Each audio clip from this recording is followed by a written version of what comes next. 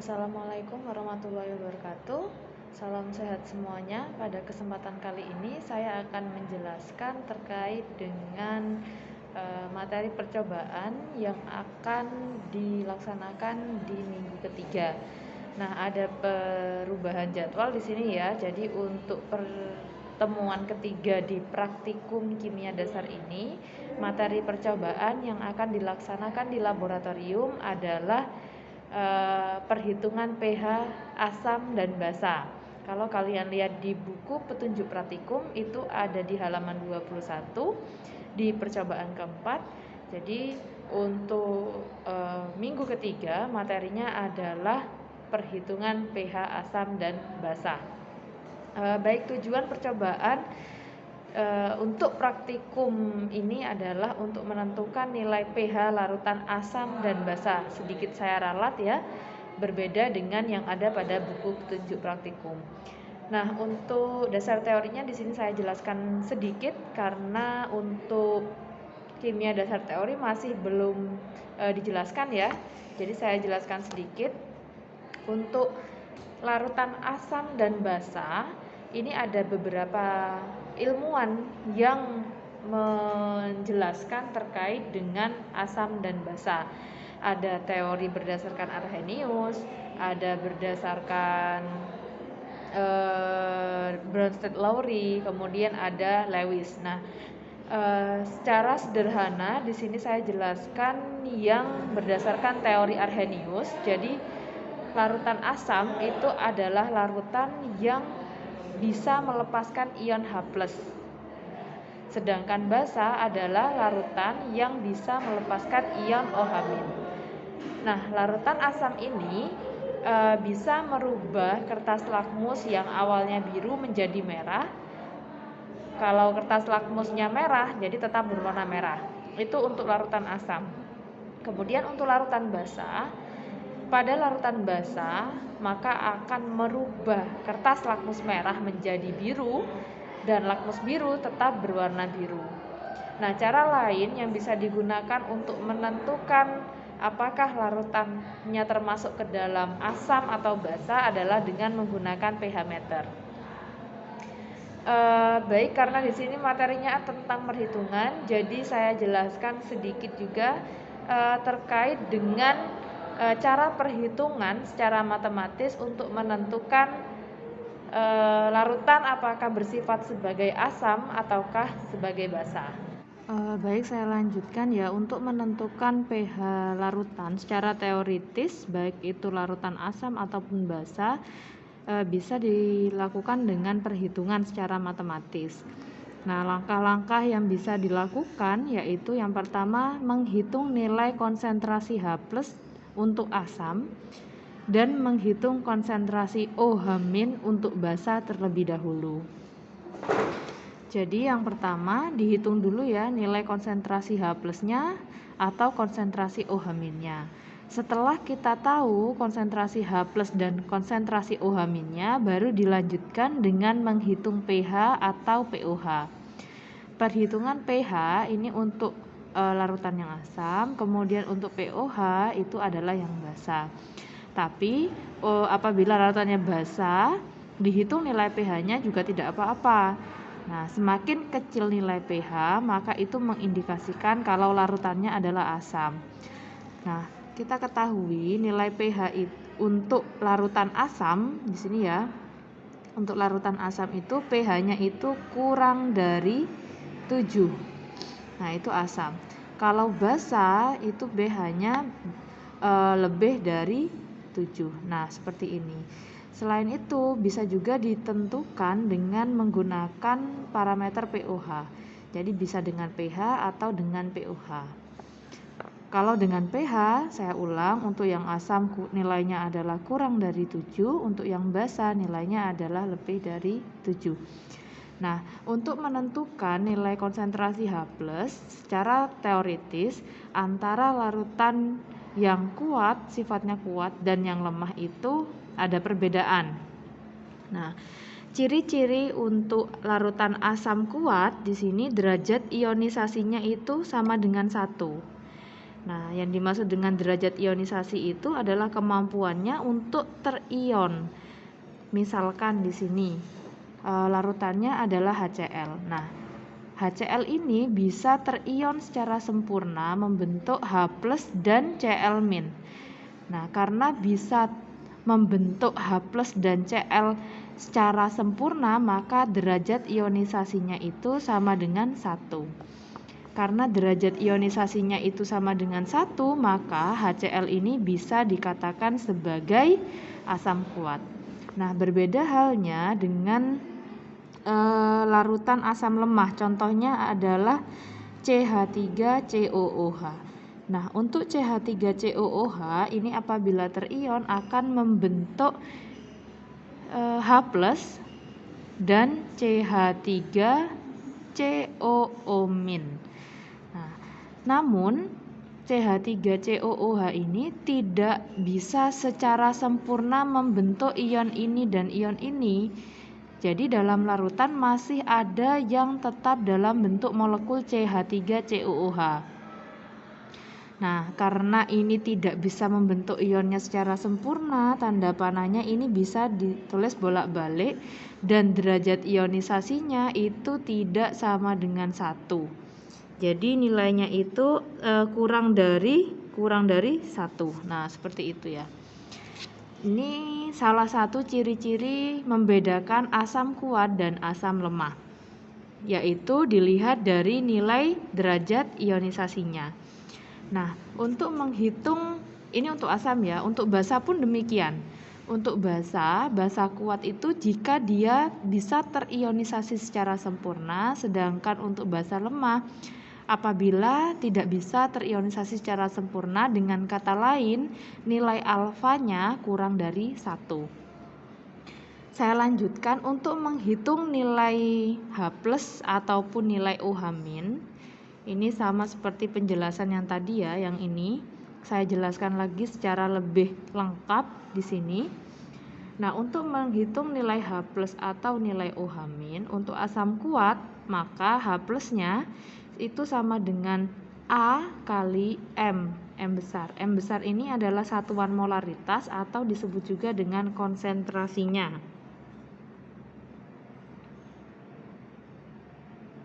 Kemudian untuk A ini adalah jumlah H+-nya. Tadi di awal sudah saya singgung, larutan asam dan basa menurut Arrhenius, asam itu jika melepaskan ion H+, basa jika melepaskan ion OH-. Jadi untuk A dan B di sini itu menunjukkan jumlah H+-nya ataupun jumlah OH-nya. Nah, misalkan di sini tadi contohnya adalah HCl. HCl H+-nya ada 1, sehingga A untuk HCl ini adalah 1. Nah, berbeda halnya contoh lainnya adalah misalkan H2SO4. Saya tulis di sini ya.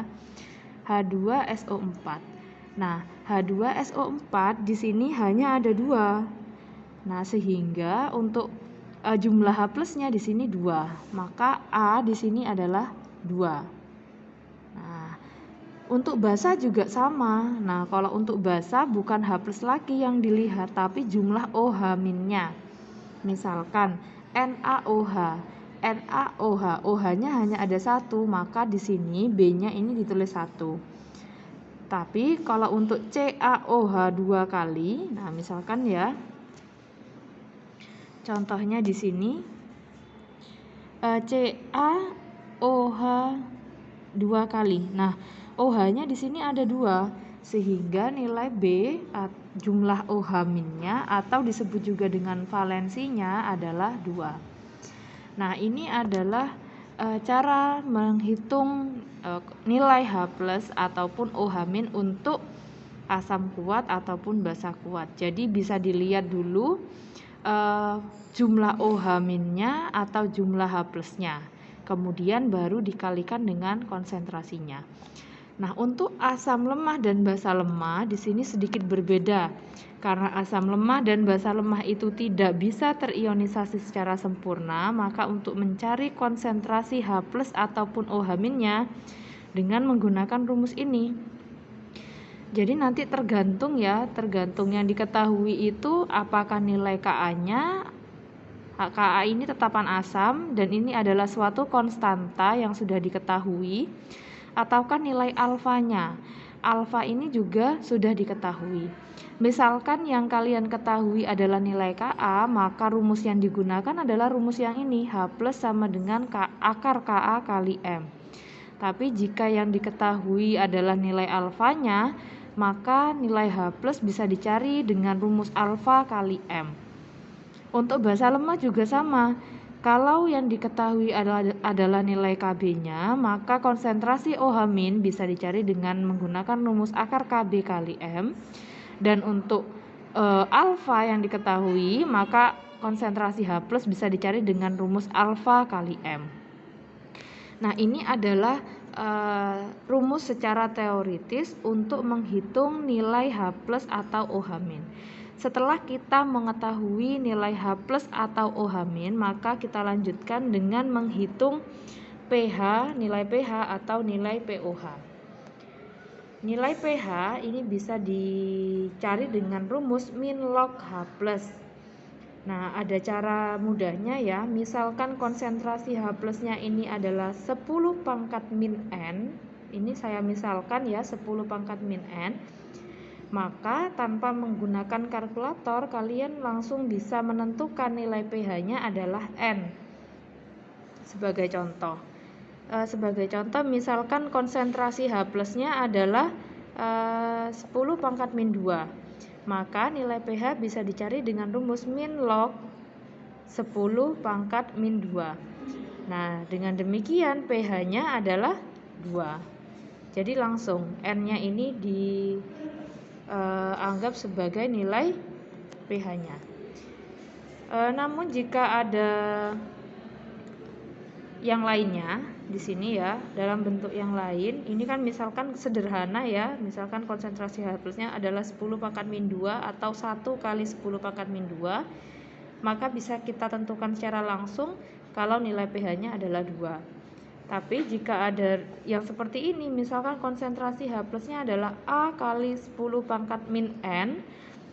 Nah, sebagai contoh misalkan di sini konsentrasi H+-nya adalah 2 kali 10 pangkat min 3, maka nilai pH-nya bisa ditentukan menjadi N min log A atau di sini menjadi 3 min log 2. Jadi tanpa menggunakan kalkulator kalian sudah bisa menentukan berapa nilai pH-nya.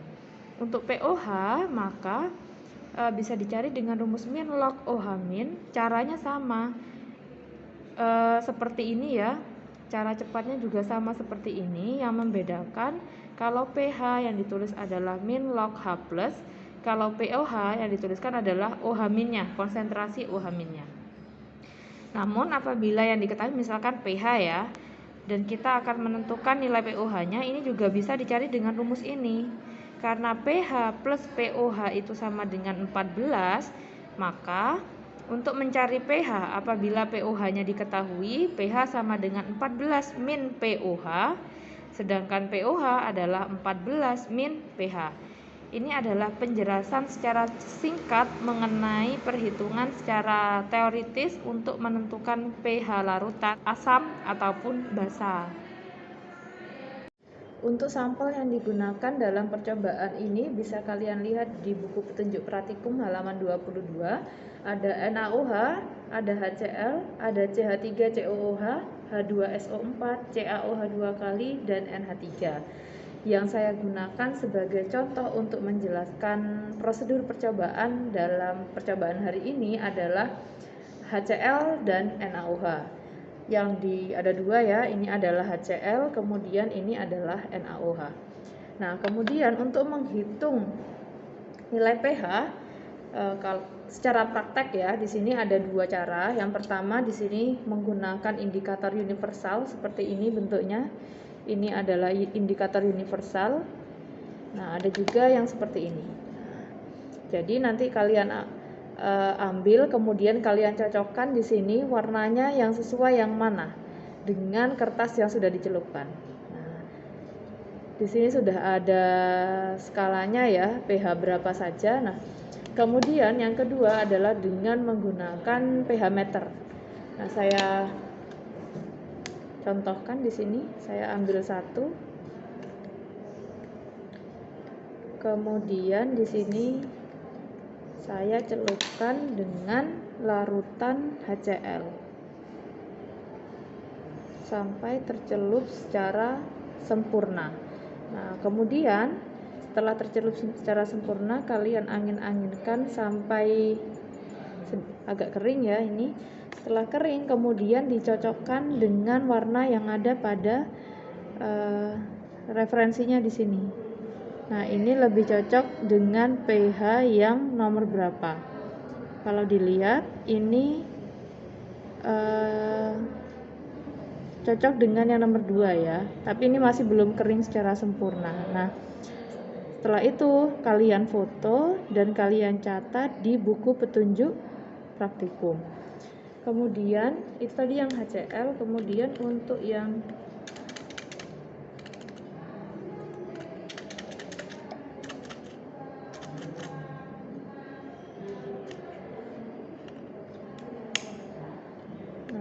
NaOH ini saya celupkan.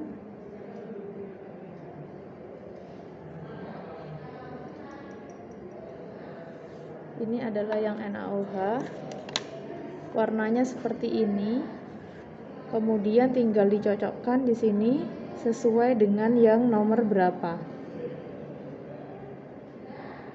Kalau bisa ini dicocokkan setelah sedikit kering ya. Ini masih basah. Ini di pH yang cenderung ke yang nomor 10. Nah, ini nanti bisa kalian cek, kalian sesuaikan larutan yang kalian gunakan hasilnya dengan ini ya referensinya. Ini adalah yang asam tadi HCl, kemudian ini untuk yang basah NaOH. Selanjutnya saya beri tutorial untuk penggunaan pH meter dalam menghitung pH larutan asam dan basah. Adalah pH meter yang bisa digunakan untuk mengukur pH suatu larutan. Ini ya, ini adalah pH meternya dan ini adalah elektrodanya. Nah, ini adalah larutan yang digunakan untuk mengkalibrasi pH meter berisi larutan buffer dengan pH 4, 7, dan juga 10. Nah, tapi untuk pH meter ini karena sudah dikalibrasi, jadi kalian bisa langsung menggunakan pH ini. Kemudian jangan lupa juga disiapkan di sini tisu dan juga aquades. Pertama, kalian hubungkan dengan listrik terlebih dahulu. Langkah pertama yang dilakukan adalah ini pH meternya, ini tutupnya dilepaskan.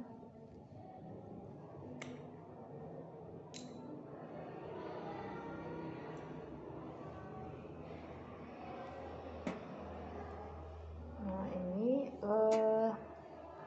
setelah dibuka, ini tolong disimpan di tempat yang aman agar tidak tumpah larutannya. Kemudian di sini saya akan mengukur pH dari larutan basah terlebih dahulu. Tinggal dicelupkan.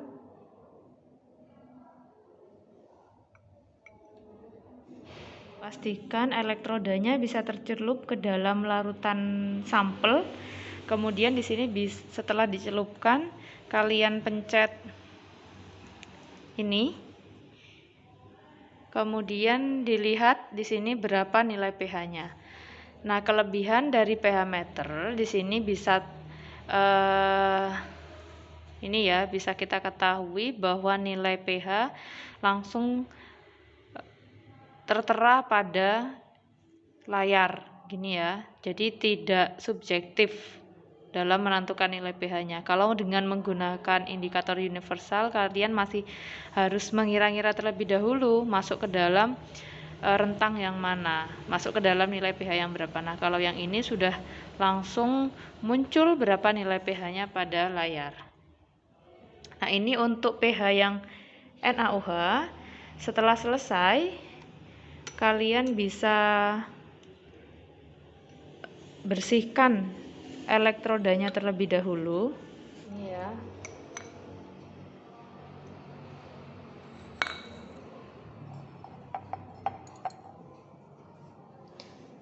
Kalian bersihkan elektrodanya dengan Aquades terlebih dahulu.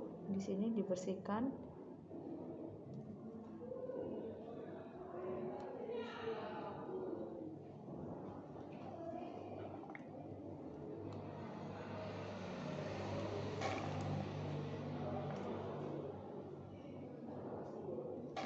Setelah dibersihkan dengan Aquades, kalian keringkan elektrodanya dengan menggunakan tisu.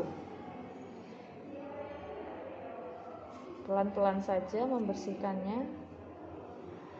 Nah, setelah selesai, dilanjutkan dengan mengukur pH dari larutan sampel yang lain. Nah, di sini saya mengukur larutan HCl.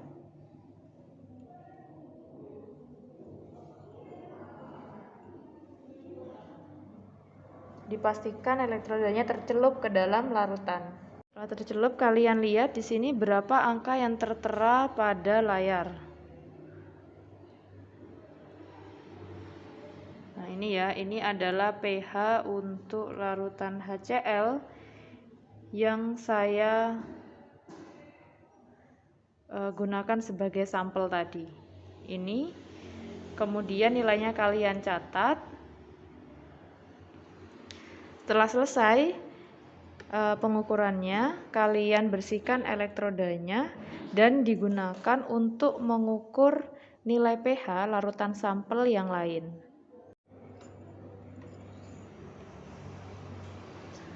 Setelah selesai mengukur semua larutan sampel, di sini kalian bersihkan elektrodanya kembali.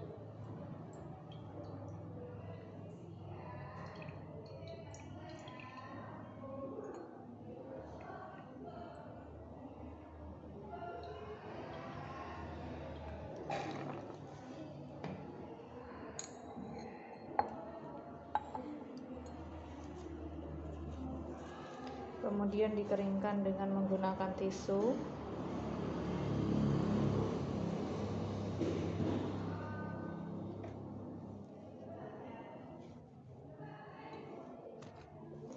Dan dimasukkan kembali.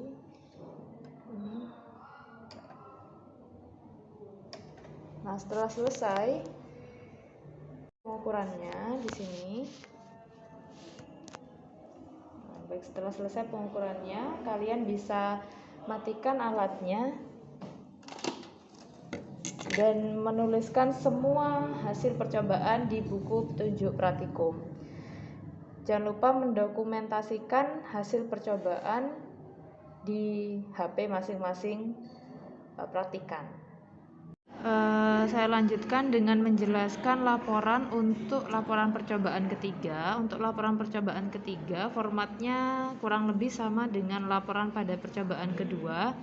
Yang pertama, di sini dituliskan dulu laporan percobaan ketiga, kemudian judul, tujuannya disesuaikan dengan yang sudah saya ralat tadi, alat dan bahan, apa saja yang digunakan, prosedurnya disesuaikan dengan yang kalian lakukan di laboratorium. Untuk percobaannya ada 2 pengukuran. Yang pertama dengan menggunakan indikator universal, yang kedua yaitu dengan menggunakan pH meter. Yang ketiga adalah hasil. Nah, hasil yang ditampilkan ini adalah lembar yang sudah di-ACC oleh pengawas. Kemudian kalian lengkapi dengan menggunakan tabel ini. Jadi sebelum kalian minta ACC ke pengawas, kalian buat tabelnya seperti ini terlebih dahulu. Bisa langsung dituliskan di laporan ataupun dengan menuliskan di buku petunjuk praktikum yang selanjutnya kalian fotokopi dan ditempel di laporan.